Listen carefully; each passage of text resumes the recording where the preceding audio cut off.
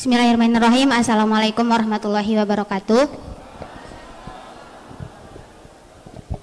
Sebelumnya terima kasih kepada Pak Win yang sudah memberikan kesempatan untuk saya bertanya. Sesuai dengan tema kita pada hari ini, yaitu meneropong Indonesia Emas 2045, menyiapkan generasi untuk kebangkitan negeri. Jadi Bapak, generasi milenial akan menjadi penentu gitu ya masa depan Indonesia Emas 2045, yang mana generasi milenial ini adalah mereka yang terlahir unik gitu ya, terlahir unik dan tumbuh di tengah perubahan situasi politik dan sosial ekonomi serta berkembangnya internet. Dan ditambah juga perkiraan bahwa pada tahun 2045 ini Indonesia mencapai tingkat penduduk yang tinggi, yaitu sekitar 208 juta jiwa, yang mana ini menjadi modal besar untuk pembangunan Indonesia. Lantas dengan berbagai modal sumber daya manusia dan infrastruktur yang kita miliki ini, bagaimana mengolah keunikan dan talenta generasi milenial yang bisa dikatakan susah-susah gampang? Dan apa pula tantangan terbesar kita pada persoalan ini agar peluang ini tidak menjadi petaka gitu, peluang emas ini tidak berubah menjadi petaka untuk Indonesia. Sekian dan terima kasih. Wabillahi taufiq.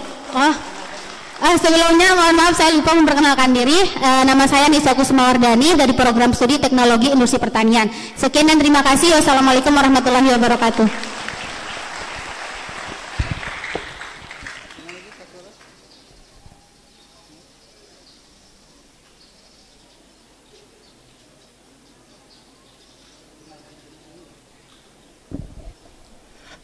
Assalamualaikum warahmatullahi wabarakatuh.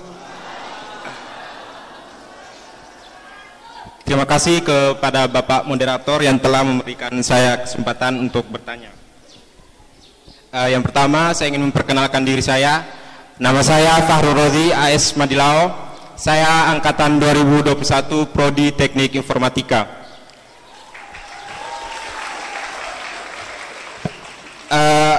Baik Bapak, yang ingin saya tanyakan, bagaimana menyiapkan dan memuluskan jalan generasi milenial sebagai penentu Indonesia Emas tahun 2045.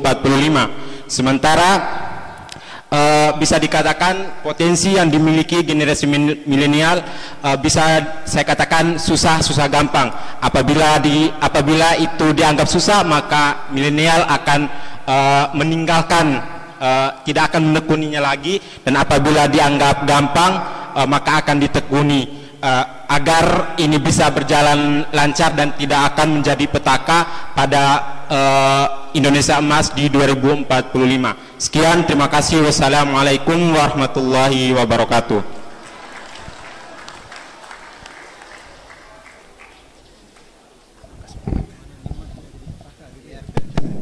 Ya baik, terima kasih. Pertanyaan-pertanyaannya luar biasa sekali. Ya memang ini generasi milenial ini, Tuan Guru, dikatakan mereka hidupnya saat ini gampang, tapi masa depan berat juga kayaknya. Apalagi di zaman era teknologi seperti ini, kayaknya globalisasi luar biasa. Siapapun bisa masuk ke Indonesia, dan saingan mereka bukan wilayah lokal lagi, tapi siapapun di dunia selama terhubung dengan koneksi internet, dengan ilmu pengetahuan yang mapan, ya disitulah masa depan kalian ya, penuh dengan kompetisi. Silakan Pak Tuan Guru untuk bisa menyampaikan jawabannya. Terima kasih. Jadi ma'rifatud da nisfud dawa. Jadi mengetahui masalah itu setengah dari obat, kata orang kan. Begini, kalau judulnya bagaimana supaya nikmat tidak jadi musibah, kan begitu ya? Bagaimana ini milenial kan suatu kenikmatan, dalam arti satu potensi, satu ruang kreasi, satu kesempatan mengaktualisasi dalam dunia yang sangat terbuka. Tapi bagaimana nikmat ini tidak berubah menjadi petaka, musibah. Begini ya, ini sederhana saja. Nikmat bahasa Arabnya ni'matun. Nun, habis nun apa? Ain. Nun, ain, mim, tak marbutah. Musibah atau bala bahasa Arabnya niqmatun. Nun, qaf, ain, ta marbutah. 4 huruf untuk masing-masing kata, hanya ada 1 hurufnya yang beda. Kalau nikmat itu huruf keduanya pakai ain. Kalau musibah atau bala, kehancuran, itu huruf keduanya pakai qaf. Kalau kita belajar bahasa Arab, huruf hijaiyah, ada berapa huruf antara ain dan qaf?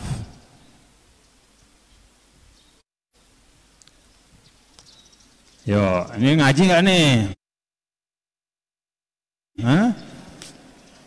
Yo, alif ba ta sa, ulang ibtidaiyah, alif ba ta sa jim ha kha dal zal ra ze shin shin sad dad ta za ain ghain fa qaf. Ada berapa? Ada 2. Antara ain dan qaf. Nih Pak Rektor ini harus tempo-tempo dites huruf hijaiyahnya nih. Nah, jadi proses suatu nikmat jadi musibah itu ada 2 huruf. Ya, ini ilustrasi saja ya. Tapi ini banyak dijelaskan oleh ulama gitu. Jadi dari nikmat ke musibah itu ada ghain dan fa. Ghain itu ya, mewakili al-ghurur. Gurur itu artinya tipu daya. Tipu daya itu macam-macam ya. Tertipu oleh fenomena tertentu yang sebenarnya nggak ada substansinya, itu termasuk gurur. Bahkan tertipu dalam status, wah saya milenial nih, wah milenial itu hebat, wah milenial itu juga gurur. Merasa bahwa kita hebat, padahal nggak hebat. Merasa kita pintar, padahal nggak pintar. Masih banyak ilmu yang kita nggak ngerti. Ya.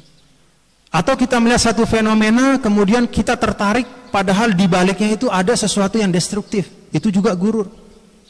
Dan kosakata gurur ini sering dipakai oleh Al-Quran. Baik itu menyangkut fenomena keimanan, fenomena kehidupan, fenomena sosial. Kalau fenomena keimanan apa? Fala tagurrannakumul hayatud dunya wala yagurrannakum billahil ghurur. Jangan tergoda oleh setan. Itu fenomena keimanan. Fenomena kehidupan apa? Fala tagurrannakumul hayatud dunya. Jangan kamu tertipu daya oleh kehidupan dunia. Bukan artinya dunia ini jelek, cuman banyak hal yang harus kita cermati dengan baik. Ya. Jangan jangan terpaku pada istilah wah kita ini milenial. Wah yang namanya milenial itu yang sukses yang kayak gitu. Ya, misalnya pencapaian materinya tiba-tiba sekejap dia tiba-tiba jadi orang kaya. Hati-hati gurur. Yang bisa menggelincirkan seseorang dari nikmat kepada nikmah itu yang pertama adalah ghain, yaitu gurur. Termasuk fenomena kehidupan, fala yaghrur kata qalbuhum fil bilad.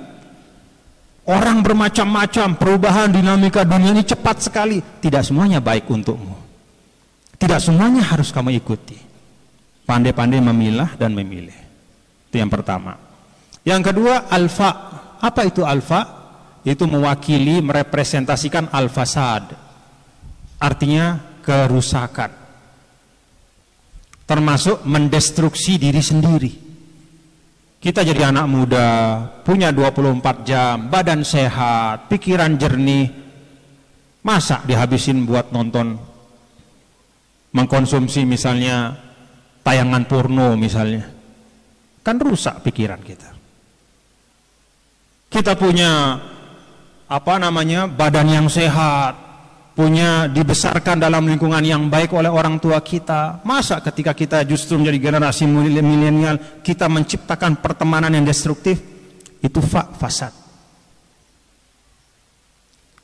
Jadi kalau kita lihat ya, dari urut-urutan hijaiyah, suatu nikmat berubah menjadi nikmah karena 2 hal, al-ghurur wal fasad.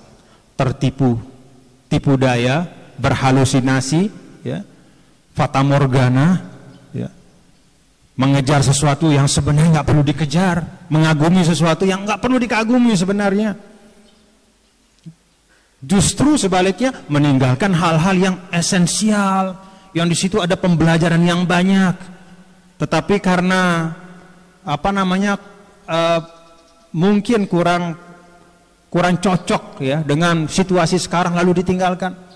Tidak semua yang baru datang itu baik, dan tidak semua yang kita warisi dari orang tua kita dan generasi sebelumnya itu tidak baik. Dan ini berlaku dalam banyak hal. Maka bagi kaum milenial, teman-teman Ananda semua, jadilah orang yang punya literasi yang komprehensif. Ya, tidak hanya literasi dalam konteks bisa membaca ilmu dan teknologi pada disiplin ilmunya masing-masing, tapi literasi kehidupan, melihat, ya, mencerna perkembangan. Ya, saya adalah seorang anak muda, Allah lahirkan saya di era ini untuk apa sih sebenarnya gitu. Saya dihadirkan di lingkungan ini membawa risalah apa? Bangun pertanyaan-pertanyaan itu, ya. Karena pertanyaan-pertanyaan itu pula yang melahirkan orang-orang besar dalam sejarah. Pertanyaan-pertanyaan itu yang melahirkan para pemikir, para teknolog, ya, para ilmuwan. Ya, bangun, ya, bukan ngelamun tapi kontemplasi. Apa beda ngelamun sama kontemplasi? Apa beda ngelamun sama kontemplasi? Kalau kontemplasi itu ada sesuatu yang lebih yang ingin dicapai, ya, mendewasakan diri kita. Kalau ngelamun mah menghayal. Nah, yang pertama itu gurur tadi. Jadi jangan cepat terpesona, jangan terprovokasi, ya, termasuk oleh banyak hal yang terjadi di sekitar kita yang tidak semuanya baik. Ya. Tidak semua figur yang muncul di layar TV itu, yang ada di YouTube itu harus menjadi panutan dan role model kita. Ya. Apalagi yang munculnya tiba-tiba tanpa proses. Ya.